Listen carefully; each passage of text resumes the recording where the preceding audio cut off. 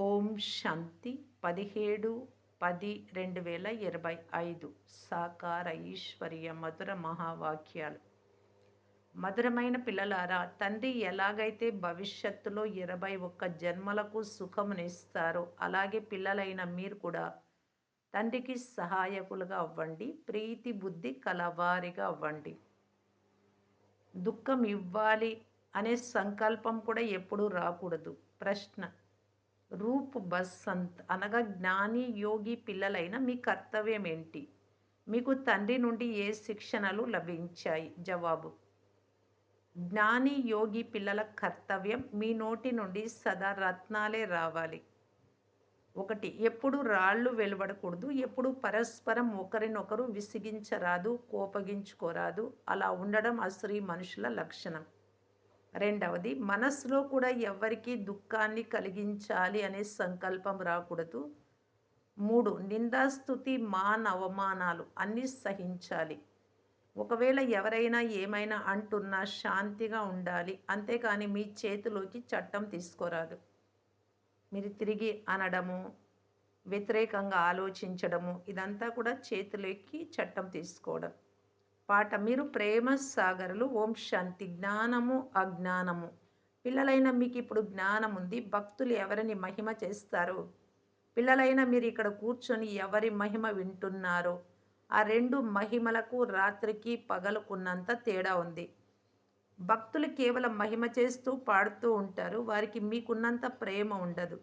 ఎందుకంటే వారికి ఇంకా నా పరిచయమే లేదు. మీకు స్వయం తండ్రి పరిచయం ఇచ్చారు. నేను ప్రేమ సాగరుడను. మిమ్మల్ని కూడా ప్రేమ సాగరులుగా చేస్తున్నాను. తండ్రి ప్రేమ సాగరులు. అందరికీ వారంటే ఎంతో ప్రేమ కలుగుతుంది. అక్కడ కూడా అందరూ ఒకరినొకరు ప్రేమిస్తారు. ఆ ప్రేమను మీరు ఇక్కడ నేర్చుకుంటూ ఉన్నారు. ఎవరితోనూ విరోధం ఉండరాదు. అలా ఉంటే బావ ఉప్పు నీరు అని అంటారు. ఆంతరికంగా ఎవరిపైన ఏహ్యభావము, అసహ్యము, విరోధ భావం ఉండరాదు. నఫరత్ చేయువారు కలియుగంలోని నరకవాసులు. మనమంతా సోదరి సోదరులమని మీకు తెలుసు. శాంతిధామంలో ఉన్నప్పుడు భాయి భాయి సోదరాత్మలు, ఇక్కడ కర్మక్షేత్రంలో పాత్ర చేయనప్పుడు సోదరి సోదరులు శరీరాలు ఉన్నాయి కనుక ఈశ్వరీయ సంతానము. ఈశ్వరుని మహిమ. వారు జ్ఞాన సాగరులు, ప్రేమ సాగరులు అనగా అందరికీ సుఖమునిస్తారు. మీరంతా మీ హృదయంలో తండ్రి ఎలాగైతే భవిష్య 21 జన్మలకు సుఖమునిస్తారో అలా మేము కూడా అలాంటి కర్మలే చేస్తున్నామా అని ప్రశ్నించుకోండి. ఒకవేళ తండ్రికి సహాయకారులుగా అవ్వకుంటే, తండ్రిని ప్రేమించకుంటే, ఒకరిపై ఒకరికి ప్రీతి లేకుంటే, విపరీత బుద్ధి కలవారిగా ఉంటే వినాశనం అవుతారు. విపరీత బుద్ధిగా ఉండటం అసురుల పని. స్వయాన్నీశ్వరీయ సంప్రదాయం వారమని చెప్పుకుంటూ ఒకరికొకరు దుఃఖం ఇచ్చుకుంటూ ఉంటే వారిని అసురులని అంటారు. పిల్లలైన మీరెవ్వరికీ దుఃఖం ఇవ్వరాదు. మీరు దుఃఖహర్త సుఖకర్త అయిన తండ్రికి పిల్లలు. అందువలన దుఃఖమును కలిగించు సంకల్పం కూడా మీకు రాకూడదు. వారు అసురీ సంప్రదాయానికి చెందినవారు. ఈశ్వరీయ సంప్రదాయం వారు కాదు. ఎందుకంటే వారు దేహ అభిమానులు. వారు ఎప్పుడూ స్మృతి యాత్రలో కూడా ఉండలేరు. స్మృతి యాత్ర చేయకుంటే కళ్యాణం జరగదు. వారసత్వమునిచ్చే తండ్రినైతే తప్పకుండా స్మృతి చేయాలి. అలా చేస్తేనే వికర్మల వినాశనం అవుతాయి. అర్ధకల్పం ఒకరికొకరు దుఃఖమును కలుగజేసుకుంటూ వచ్చారు. పరస్పరంలో ఒకరితో ఒకరు కొట్లాడుకుంటూ విసిగించుకుంటూ ఉంటారు. వారు అసరీ సంప్రదాయంలో లెక్కింపబడతారు. భలే పురుషార్థులే అయినా ఇంకా ఎంతకాలం దుఃఖంనిస్తూ ఉంటారు. అందువలన బాబా అంటున్నారు, మీరు చార్టు వ్రాయండి. చార్టు ద్వారా నా రిజిస్టర్ బాగుపడుతూ ఉందా లేదా, లేక అసురీ నడవడికలు అలాగే ఉన్నాయా అని తెలుస్తుంది. బాబా సదా ఎప్పుడు ఎవ్వరికీ దుఃఖం ఇవ్వకండి. నిందా స్తుతి మాన అవమానాలు శీతోష్ణాలు అన్నీ సహించాలి అని చెప్తున్నారు. ఎవరేమన్నా శాంతిగా ఉండాలి. తిరిగి వారిపై మరలా కోపగించుకోరాదు. ఇలా రెండు విషయాలు ఎక్కువగా ప్రయోగించరాదు. ఎవరికైనా దుఃఖం కలిగిస్తే వారికి తండ్రి అర్థం చేయిస్తారు కదా. పిల్లలను ఏమీ అనరాదు. మీ చేతిలోకి చట్టం తీసుకోరాదు. ఏ విషయమైనా తండ్రి వద్దకు రావాలి. ఒకరినొకరు కొట్టుకోరాదు అని ప్రభుత్వ చట్టం కూడా ఉంది. ఫిర్యాదు చేయొచ్చు. చట్ట ప్రకారం చర్య తీసుకోవటం ప్రభుత్వ కర్తవ్యం. మీరు కూడా ప్రభుత్వం వారి వద్దకు రండి. మీ చేతిలోకి చట్టం తీసుకోకండి. ఇది మీ ఇల్లు. అందుకే బాబా అంటున్నారు ప్రతిరోజు సభ జరపండి, కచేరీ. శివబాబానే ఆజ్ఞాపిస్తున్నారు అని కూడా అర్థం చేసుకోరు. సదా శివబాబాని వినిపిస్తున్నారు అని అర్థం చేసుకోండి. బ్రహ్మ చెప్తున్నారు అని భావించకండి. సదా శివబాబానే చెప్తున్నారు అని భావిస్తే శివబాబా స్మృతి ఉంటుంది. మీకు జ్ఞానం వినిపించేందుకు శివబాబా బ్రహ్మ శరీరాన్ని రథంగా చేసుకున్నారు.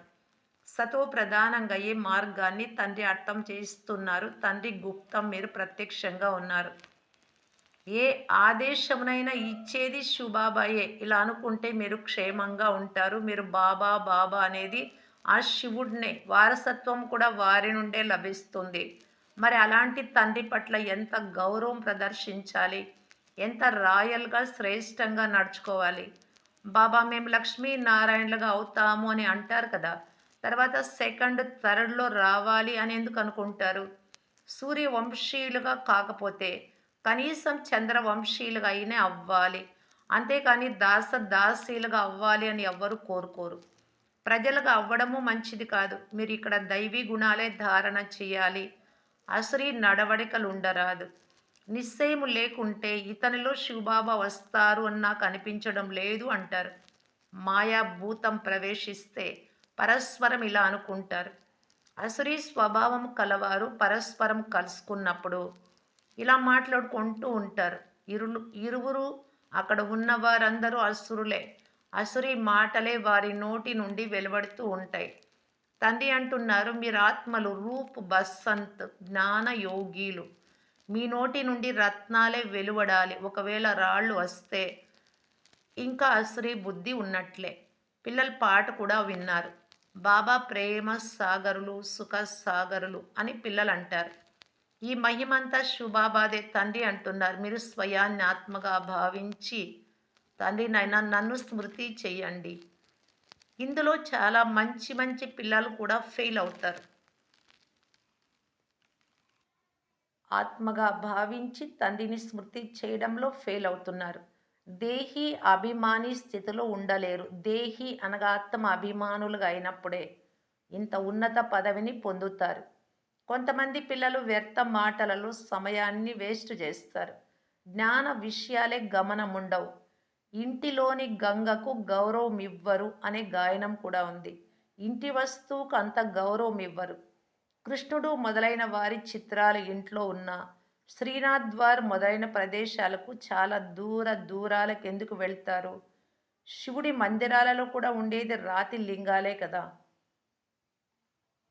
పర్వతాల నుండి రాళ్ళు వస్తాయి. అవి అరిగి అరిగి లింగాలుగా తయారవుతాయి. అందులో కొన్ని రాళ్లకు బంగారు అతుక్కొని కూడా ఉంటుంది. బంగారు కైలాస పర్వతం అని అంటారు. బంగారు పర్వతాల నుండి లభిస్తుంది కదా. అందువలన కొద్దిగా బంగారు అతుక్కున్న రాళ్ళు కూడా ఉంటాయి. అవి బాగా నున్నగా గుండ్రంగా అయినప్పుడు వాటిని అమ్ముతారు. ముఖ్యంగా మార్బల్ లింగాలు కూడా తయారు చేస్తారు. ఇప్పుడు భక్తి మార్గానికి చెందిన వారితో మీరెందుకు బయట తిరిగి సమయాన్ని వృధా చేసుకుంటారు అని అడిగారు అంటే వాళ్ళు కోపపడతారు. తండ్రి స్వయంగా చెప్తున్నారు పిల్లలైన మీరు చాలా ధనాన్ని వేస్ట్ చేశారు. ఇది కూడా డ్రామాలోని పాత్రని. పిల్లలైన మీరు ఎదురు దెబ్బలు తినాల్సి వస్తుంది. ఇది భక్తి జ్ఞానాల డ్రామా. ఇప్పుడు పిల్లలైన మీకు జ్ఞానం పూర్తిగా లభిస్తోంది. జ్ఞానం సుఖానికి మార్గం. జ్ఞానం ద్వారా సత్యుగంలోని రాజ్య పదవి లభిస్తుంది. ఇప్పుడు రాజా రాణి ప్రజలు అందరూ నరకానికి యజమానులుగా ఉన్నారు. ఎవరైనా మరణిస్తే స్వర్గస్థులయ్యారని అంటారు. ఈ విషయాలన్నీ మీరు ఇప్పుడు మాత్రమే తెలుసుకున్నారు. స్వర్గవాసులుగా అయ్యేందుకు స్వర్గ స్థాపన చేసే తండ్రి వద్ద కూర్చొని ఉన్నామని మీరంటారు. జ్ఞాన బిందువులు లభిస్తాయి. కొద్దిగా జ్ఞానం విన్నా స్వర్గంలోకి తప్పకుండా వచ్చేస్తారు. మిగిలింది పురుషార్థంపై ఆధారపడి ఉంటుంది. ఒక్క గ్లాసు గంగా జలం నోట్లో పోసుకున్న పతితుల నుండి పావనంగా అవుతాము అని అంటారు. ఒక చెంబుతో గంగా జలం నింపుకొని తీసుకెళ్తారు. ప్రతిరోజు నీటిలో ఒక్కొక్క చుక్క గంగా జలాన్ని కలుపుకొని స్నానం కూడా చేస్తూ ఉంటారు, త్రాగుతూ ఉంటారు. అది గంగా స్నానం అవుతుందనుకొని భావిస్తూ ఉన్నారు. విదేశాలకు కూడా గంగా జలం నింపుకొని తీసుకెళ్తారు. అదంతా భక్తి మార్గం. తండ్రి పిల్లలకు అర్థం చేయిస్తూ ఉన్నారు. పిల్లలు మాయ చాలా జోరుగా చెంపదెబ్బలు వేస్తుంది. వికర్మలు, పాపకర్మలు చేయిస్తుంది. అందుకే కచేరీ చేయండి. మీరాత్మ అనుకోని ఇవి మీ ప్రజలు, కర్మేంద్రియాలు. వాటిని సమావేశపరిచి అంటే గమనముంచి ఈరోజు ఏది తప్పు చేసింది అని అడగాలి. ఇలాగా కచేరీ ఏర్పాటు చేసుకోండి బ్రహ్మబాబాలాగా. స్వయం మీకు మీరే కచేరీ చేసుకోవడం మంచిది. మీకు మీరే రాజ్య తిలకం ఇచ్చుకుంటారు కదా! అందువలన మీకు మీరే చెక్ చేసుకోవాలి. తమో ప్రధానం నుండి సతో ప్రధానంగా అవ్వాలి. ఇలా చేయండి. దైవీ గుణాలు ధారణ చెయ్యండి అని తండ్రి శ్రీమతమునిస్తారు. ఎవరు చేస్తారో వారు పొందుతారు. మీరు ఖుషీలో రోమాంచితులవ్వాలి. అనంతమైన తండ్రి లభించారు. వారి సేవలో సహాయకారులుగా అవ్వాలి. అందులకు ఊత కర్ర అంటే ఆధారంగా అవ్వాలి. ఎంత ఎక్కువగా అవుతారో అంత మీకే కళ్యాణం అవుతుంది. బాబాను మాటి మాటికి స్మృతి చెయ్యాలి. ఏకాంతంగా నిష్టలో ఒక్కచోట కూర్చొనే అవసరం లేదు. నడుస్తూ, తిరుగుతూ స్మృతి చెయ్యాలి. ట్రైన్‌లో కూడా మీరు సర్వీస్ చేయవచ్చు. ఉన్నతోన్నతమైన వారు ఎవరో వారిని స్మృతి చేయమని ఎవరికైనా అర్థం చేయించండి. ఆ తండ్రి నుండే వారసత్వం లభిస్తుంది అని చెప్పండి. ఆత్మకు తండ్రి నుండి అనంతమైన ఆస్తి లభిస్తుంది. ఎవరైనా దాన ధర్మాలు చేస్తే రాజుల వద్ద జన్మిస్తారు. అది కూడా అల్పకాలానికి సదా కొరకు రాజులుగా అవ్వలేరు. ఇక్కడైతే 21 జన్మలకు తండ్రి గ్యారంటీ ఇస్తున్నారు.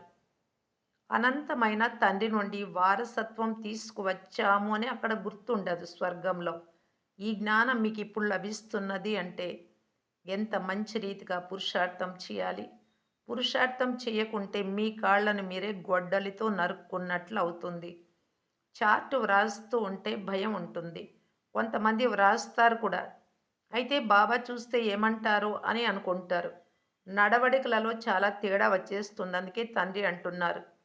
వ్యర్థాన్ని వదిలేయండి. లేకుంటే చాలా పశ్చాత్తాప పడాల్సి వస్తుంది. చివరిలో మీ పురుషార్థం మీకు తప్పకుండా సాక్షాత్కారం అవుతుంది. అప్పుడు కల్పకల్పం ఇదే వారసత్వం, ఇదే పదవా నాకు లభిస్తుంది అని వెక్కి వెక్కి ఏడవాల్సి వస్తుంది. దాసీలుగా అవుతారు. ఇంతకుముందు ధ్యానంలోకి వెళ్ళి ఫలానా వారు దాసి, ఫలానా వారు ఫలానా అని వినిపించేవారు. ఆ తర్వాత వీటిని బాబా బంద్ చేయించారు. చివరిలో పిల్లలైన మీకు మళ్ళీ సాక్షాత్కారాలు అంతిమంలో జరుగుతాయి. సాక్షాత్కారం చేయించకుండా శిక్షలు ఎలా లభిస్తాయి? చట్టం అలా లేనే లేదు. పిల్లలకు యుక్తులు కూడా చాలా తెలియజేస్తున్నారు. కామం మహాశత్రువు. దానిని జయించమని బాబా అర్థం చేయిస్తున్నారు అని మీ పతులకు చెప్పండి. ఇప్పుడు మేము స్వర్గానికి యజమానులుగా అవ్వాలా? మీ కారణంగా అపవిత్రమై నరకంలోకి వెళ్ళాలా అని చాలా నమ్రతతో ప్రీతిగా అడగండి. నన్ను నరకంలోకి ఎందుకు తోసేస్తారు? ఈ విధంగా తెలుపుతూ తెలుపుతూ చివరికి మీరు పతులను కూడా తెచ్చినటువంటి జ్ఞానంలోకి తీసుకొచ్చిన పిల్లలు ఉన్నారు. అలాంటి వారు కూడా ఉన్నారు. ఆ తర్వాత ఈమె నాకు గురువు, నాకు చాలా మంచి మార్గాన్ని చూపించింది అని పతి అంటాడు. బాబా వద్దకు వచ్చి పాదాలపై పడతారు.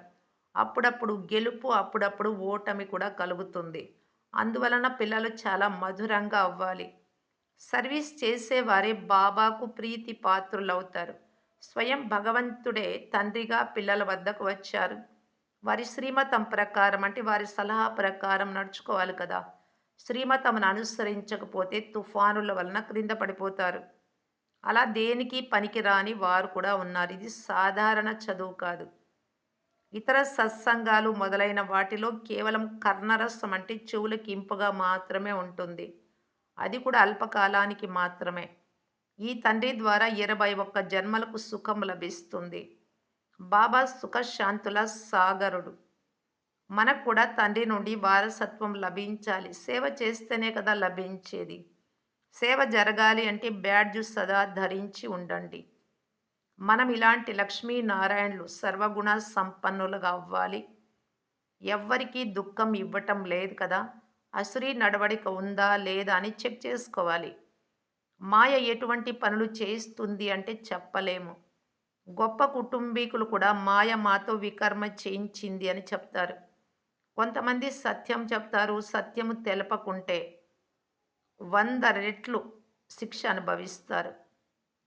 తర్వాత ఆ చెడు అలవాట్లు ఇంకా వృద్ధి చెందుతూనే ఉంటాయి. తండ్రికి వినిపిస్తే బాబా గమనమిప్పిస్తారు. బాబా అంటున్నారు, పాపం చేసి ఉంటే రిజిస్టర్‌లో వ్రాసి నాకు తెలిపితే సగభాగము పాపం సమాప్తమవుతుంది. బాబాకు చెప్పుకుంటే సగం పాపం వెళ్ళిపోతుంది. వినిపించకుండా దాచిపెడితే పాపాలు ఇంకా చేస్తూనే ఉంటారు. శాపాలు లభిస్తాయి. తెలుపకపోతే ఒకసారికి బదులు 100 సార్లు చేస్తూ ఉంటారు. బాబా చాలా మంచి సలహాలు ఇస్తారు. కానీ కొంతమందిపై ఎలాంటి ప్రభావము ఉండదు ఇంత చెప్పినా. తమ భాగ్యాన్ని తామే తన్ని తగిలేస్తారు. చాలా చాలా నష్టపోతారు. చివరిలో అందరికీ ఇలా ఇలా అవుతాము అని సాక్షాత్కారం అవుతుంది. తరగతి మారేటప్పుడు మార్కులు తెలుస్తాయి కదా! తరగతి మారుటకు ముందు ఫలితాలు వెలువడతాయి. మీరు కూడా మీ క్లాసుకు వెళ్ళినప్పుడు మార్కులు లభిస్తాయి. తర్వాత వెక్కి వెక్కి ఏడుస్తారు. ఆ తర్వాత ఏం చేయగలరు? ఫలితమైతే వెలువడిపోయింది కదా! అదృష్టంలో ఏముంటే అది తీసుకున్నారు. బాబా పిల్లలందరినీ హెచ్చరిస్తూ ఉన్నారు. కర్మాతీత స్థితి ఇప్పుడే ప్రాప్తించదు. కర్మాతీత స్థితి తయారైపోతే శరీరాన్ని వదిలేయాల్సి వస్తుంది. ఇప్పుడు ఇంకా ఏదో కొన్ని వికర్మలు మిగిలి ఉన్నాయి. లెక్కాచారం ఇంకా ఉంది. అందువలన యోగం పూర్తిగా కుదరదు. మేం కర్మాతీత స్థితిలో ఉన్నామని ఎవ్వరూ చెప్పలేరు. దగ్గరకొచ్చే కొలది చాలా గుర్తులు కనిపిస్తాయి. అంతా మీ స్థితి మరియు వినాశనం పైనే ఆధారపడి ఉంది. మీ చదువు పూర్తి అయినప్పుడు యుద్ధం సిద్ధంగా తలపై నిలిచి ఉండడం మీరు చూస్తారు. మంచిది. మధురాతి మధురమైన అపురూపమైన పిల్లలకు మాతాపిత బాప్దాదాల ప్రియ స్మృతులు మరియు గుడ్ మార్నింగ్. ఆత్మిక పిల్లలకు ఆత్మిక తండ్రి నమస్తే. ధారణ కొరకు ముఖ్య సారం. ఫస్ట్ పాయింట్, మాయకు వశమై ఎలాంటి అసరీ నడవడికలు నడవరాదు. మీ నడవడికల రిజిస్టర్ను చార్టును ఉంచుకోవాలి. పశ్చాత్తాప పడవలసిన కర్మలేవీ చేయరాదు. సెకండ్ పాయింట్, చాలా చాలా ప్రీతితో నమ్రతతో సేవ చేయాలి. మధురంగా తయారవ్వాలి. నోటి నుండి అసురీ మాటలు వెలువడరాదు.